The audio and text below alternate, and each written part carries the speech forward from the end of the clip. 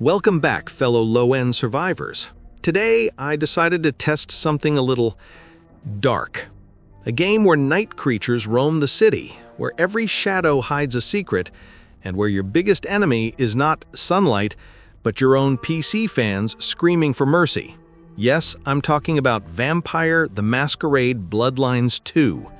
And the real question is, can it run on a low-end PC without a graphics card? Or will my poor i3 turn into vampire dust before the loading screen finishes? So, without overthinking it, I jumped straight in. Looking at the minimum system requirements, I knew there was no point in pretending to be brave. I didn't even bother going through each setting. I just went all in and turned everything to low. Shadows? Gone.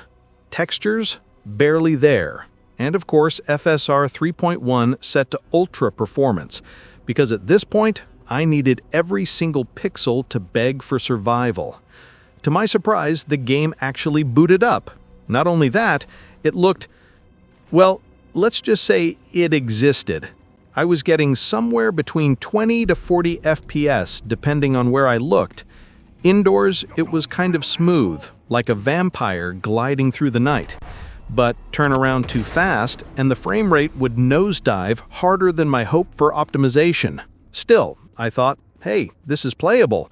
And that's when things went downhill faster than my frame counter. First problem? Input lag. Every move felt like I was controlling my vampire through a time delay. I'd press a key, go grab a coffee, and then he'd decide to move.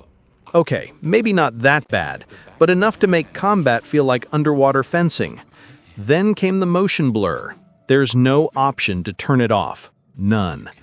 So imagine this: low resolution, laggy inputs, and motion blur that makes everything look like a fever dream.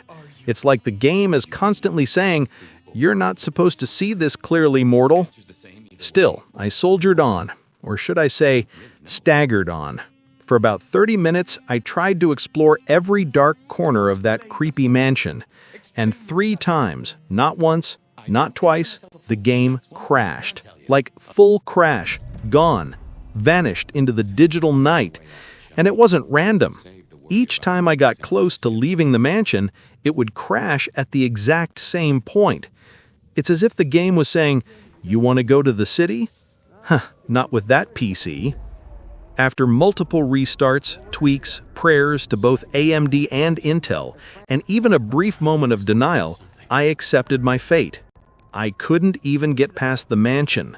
The city remained an unreachable dream, a forbidden zone guarded by my PC's limitations.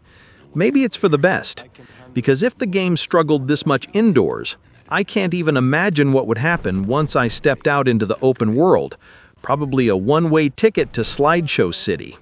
Performance aside, it's clear this game is visually and technically demanding. It has potential. The lighting, the atmosphere, the eerie ambiance, all of it seems impressive.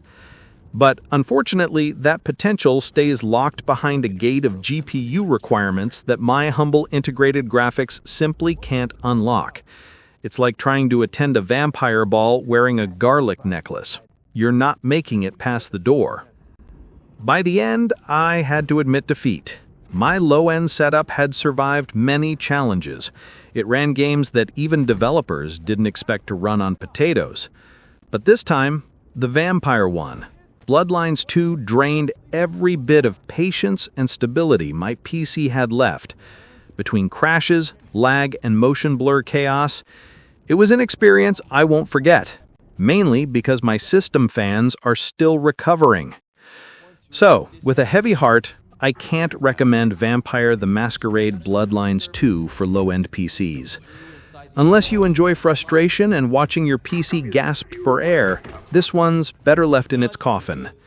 If you really want to play it, wait for major optimization patches, or better yet, maybe consider getting a GPU before facing this beast. But hey, every test teaches something new. Sometimes it's about finding a hidden gem that runs surprisingly well, and other times it's about realizing your system has limits. Big, scary limits. Still, the journey was worth it, even if I didn't make it out of the mansion alive. So, That's all for today's low-end adventure. If you enjoyed watching my PC suffer for science, make sure to like, subscribe, and share this video with your fellow low-spec gamers. Until next time, keep your FSR high, your settings low, and your frame rates surviving.